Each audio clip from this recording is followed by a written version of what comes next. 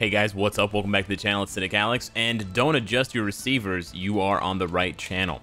Now, I wanted to make a follow-up video to the ones that I did about 7 Deadly Sins Grand Cross because I am still playing this game every day. I am loving this game, and it also doesn't hurt that since I'm not spending any of my money in Marvel Future Fight because they've just disappointed the hell out of me, I can actually spend some money in this game and enhance my experience and have even more fun playing.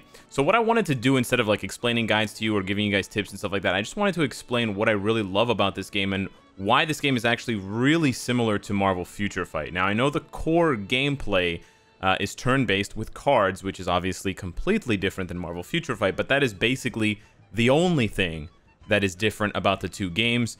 Well, the only other difference is being that this game is actually doing a lot of things right for the player base, and Marvel Future Fight is doing a lot of things wrong for the player base. As far as actually getting ahead by spending money, the two games are not that far off from one another. The advantage of this game, to the point where you don't actually have to spend that much money, is one, you can re-roll at the beginning to guarantee yourself, you know, it'll take time, it can take a couple hours, but you can guarantee yourself 2 or 3 S-tier characters right away for free. So that really helps if you could just like immediately unlock like a Jean Grey type character and like a couple of other super powerful characters. And then they have a system in place that we'll talk about in a minute that will let you plan ahead for super powerful characters once they become available to everyone in the coin shop. So there's actually a lot that this game has to offer, as long as a lot of really cute stuff. And yeah, of course it helps if you like the anime. Of course, if you don't like anime, you might not be attracted to the game. But as a game, it is a solid experience. So the first thing I want to talk about, and I'm going to jump into a mission here real quick I'm going to jump into a mission here real quick to demonstrate it, but it's really the combination of the animation, graphics, voice acting, and the music. All of those things combined make this game so beautiful and so fun, not only to play, but also to just like sit back and watch. And that's something that it really shares in common with Marvel Future Fight. Like Marvel Future Fight, of course, has beautiful graphics, beautiful animations, but then Marvel Future Fight has no voice acting and no music. Well, there's music, but everybody puts it on mute because it's so repetitive and monotonous, and it hasn't been updated in years, and it's just boring, weird music. It's like techno elevator music. I'm gonna throw this on auto here, but you know, you got little sounds for the cards, you've got little sounds for every attack, you can hear that, you got voice acting, you even got grunt acting from Bon. I know his name's Bon, I call him Ban as a joke. Even the enemies have voice acting. I have to be quiet, otherwise you won't hear it. So there's all these little noises, and there's all these just like, as you can see, there's just like these satisfying moments. If you've ever played a game like Hearthstone, or if you've ever played these other kinds of games, you know, even like in old games like Halo, the reload sound, the sound of certain guns, you know, the Needler had a specific sound effect, the battle rifle, the BR had a specific sound effect. All of these things really matter, not to mention, like, this is like console level. This is Nintendo Switch level graphics, if not better. And then you got the voice acting. If I can actually get to some of the ultimate skills, I actually, you know what? I need to pause this because I need to go into the game settings and I need to turn on skipping animations. I have it on skipping animations for the ultimate moves because I want to save time and I want to farm up gear faster. But you'll be able to see it here when Hauser gets his ult in a second. So he's got his ult. You can see the little yellow animation underneath him. So cool. You can see the animation that King is poisoned.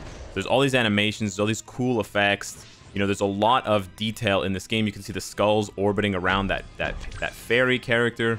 The character's like moving back and forth. You know, so it is turn-based, but the game is really alive. And here we see his ultimate move. Sure, it's in Japanese, but you still get the voice acting. You get a full animation here, so although it is turn-based, it does have a lot of... It's got a ton of personality. I would say as much personality, if not more, than Marvel Future Fight. The only difference being you can't take your controller or take your joystick and start moving the character around. But you know what? Half the time in Marvel Future Fight, I can't even see what's going on with the characters because there's so much visual noise. So I can actually appreciate that here in this turn-based game, things happen at a bit of a slower pace. So I can actually take in and appreciate all of the animations, all of the sound effects. You get the jiggle physics on the boobs. Check this out. My God. So I know a lot of you are going to enjoy that. And you can see that every single time you battle, even if it's on autoplay for just some casual farming. So you're getting a AAA experience every single... I gotta say, you gotta say, right? It's not bad. It's not bad. So that's really the first thing that drew me to this game. I've realized by trying a lot of other mobile games in the past 4 years that I've had a YouTube channel, you know, I've tried everything. And as far as new games go, and even older games that were already out when I started my channel, like Contest of Champions, etc. And I find that the games that have bad graphics, or the games that have just so-so graphics, or sort of weird art styles, games that have, you know, no voice acting, have bad music, I really lose my passion. I really lose my interest in the game fast because of those things. So this game really brings that to the table. The second thing that this game brings to the table that I was sort of talking about before is that there are a lot of great free-to-play options. Yes, it is a gacha-based game in the sense that you are gambling for characters with a chance up, like we gamble for CTPs, but a lot of characters, not every character, but a lot of characters, once they are done being advertised for a limited time as a specific character, as you can see here, this is until the 24th of March, they will go into what's called a coin shop. So if we go down here to the coin shop, basically you will get coins by getting duplicate characters, and then you can use those coins to unlock brand new characters. And you can do this to actually unlock some of the best units in the game. Not all of the best units, but some of the best units in the game. Some of them are always going to be paywall, but not all of them. It's kind of like Marvel Future Fight. On top of that, they give you a bunch of characters from the story for free, and some of them are actually really good. For example, Blue King is still on the Japanese server, which is like 8 months ahead. So almost a year or more into the game's you know, lifespan, one of these free-to-play characters is still one of the best characters in the game. You can literally go on any YouTube channel, you can ask anybody who plays this game, any tier list, he is in the top 5 best characters for pretty much everything. PvP, PvE, he's like the Jean Grey. He does everything. He has damage, he has healing, and he has crowd control. He has petrify, so he turns people into stone. So he's really good, and he's given absolutely for free. Another character that's good that's given for free is Blue Diane. Tanky character, gets stronger as the battle progresses, has a hilarious ult where she basically hits somebody with a giant golf ball and launches them at you. And you have other characters as well that are not that difficult to obtain, but that are useful for most content. This guy freezes, and he's pretty much as good as a paywall character right now, Merlin. So you have sort of free-to-play alternatives to paywall-type characters. So the game is definitely not going to punish you heavily if you don't spend money and unlock very specific characters. Some content will be harder, but you can definitely still succeed in the game as a free-to-play player. And what's really good is that you can always use your friends' characters. So any mission I go into, and this will only get better as you get better at the game because your friends will get better. I always have a large list of characters here that I can choose from, and it's not like I bring them in as a striker for one attack, like in Marvel Future Fight. No. If I set up my team here, and I don't like one of my characters, let's say this guy's not that strong, I actually get to choose one of my, why can't I scroll here? I get to choose, this is so weird. I get to, oh, it's already to the left. I get to choose one of my friends here. This guy's got a really, you know, jacked up character, and I actually get to use that character for the duration of the fight.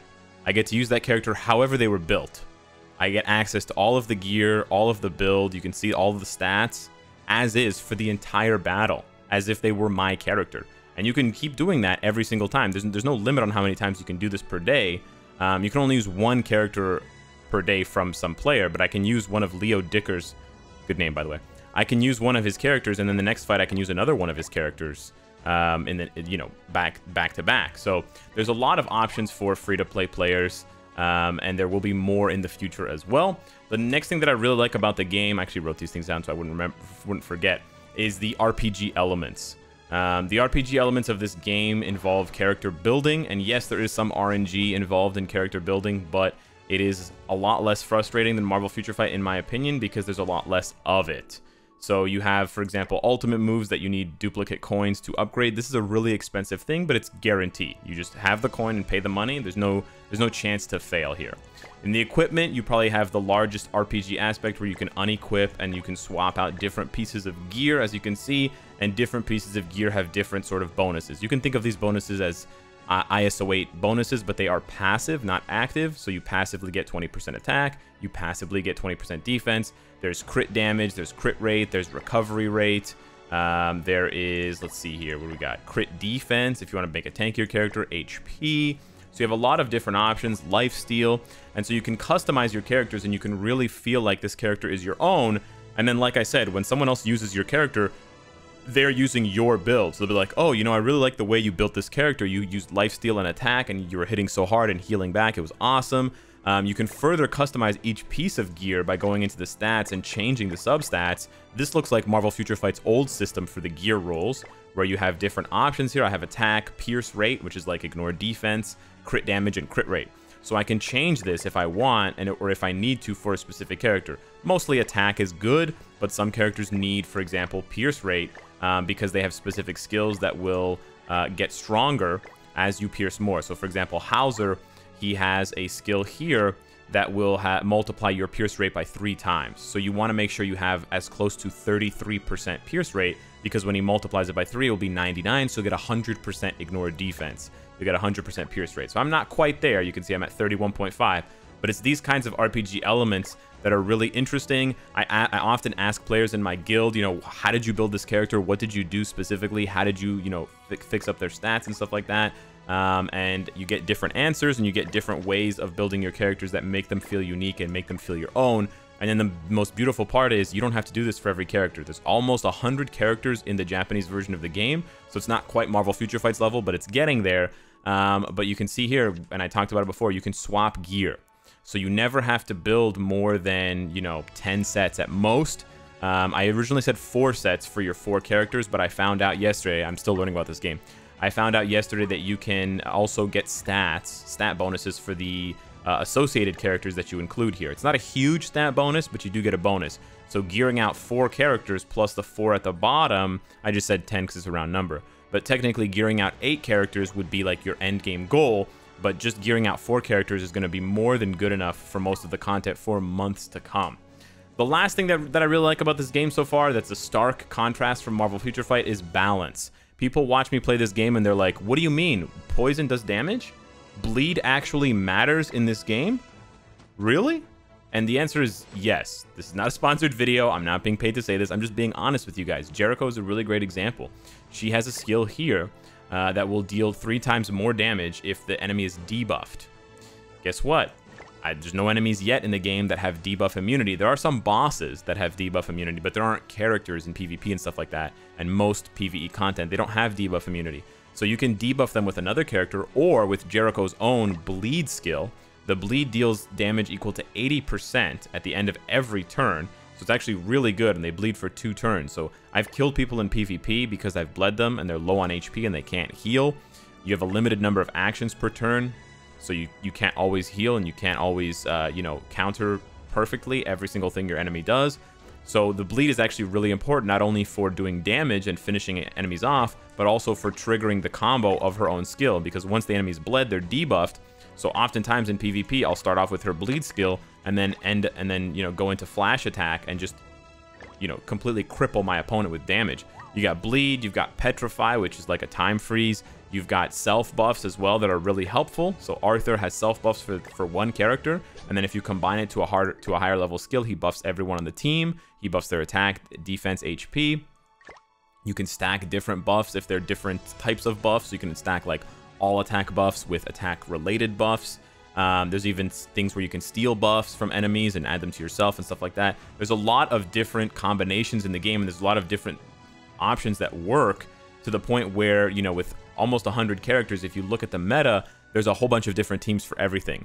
And because of the type of game that this is, it's not just one team for everything. Certain teams that are really good for PvP are not good for farming. And farming is really important because the faster you can farm, the more stuff you can get. Farming is a really important part of this game. There's no clear tickets, so you do have to go in there and run it yourself. So being able to run it faster with a character like Hauser is really important, even though he's pretty terrible for PvP. So the balance exists on so many different levels and allows you to experiment with different builds and different strategies and still find success. Obviously, there's content where you have to bring specific characters, or you have to bring a smaller list of characters to succeed and do well, and to do high damage and things like that. but that is a balance as well. There isn't a lot of content that demands a small pool of characters. You can see I've already built up a lot of characters, not only because I love this game, because I need them all for different things. You know, I use her for PvE content, I use him for buffing, I use him for single target damage, he's also for buffing, she's for PvP and single target damage, he's for farming, he's pretty much for everything, and he's also pretty much for everything. He's amazing for farming and PvP. She's pretty good for PvP, but not really good for farming or other content. She's more of a healer, support type. So you've got pretty much running the gamut, and I haven't even started on these other characters, which also have uses. Like, he's a really good farmer as well. Little Robin Hood boy. So there's actually a lot this game has to offer. So, you know, I just wanted to make this video to let you guys know that I'm really enjoying this game, and you might enjoy it as well from what you've seen, what you've heard. So you can give it a try. Now is the best time to play this game, specifically, or to play any game that's brand new, because it's brand new. So you're starting at the bottom, you're able to catch up to other players quickly, and there's a very, very small gap between a day one player and someone even starting now, versus a game like Marvel Future Fight. If you just started playing it, you're trying to compete with, even if they're free to play, they've been playing for 5 years. It's almost impossible to catch up to those players. So let me know what you think of 7 Deadly Sins Grand Cross and this video. If you want to see more content on this channel, let me know. Hit me up in the comments down below. Thank you so much for watching, and I will see you in the next one. Take care.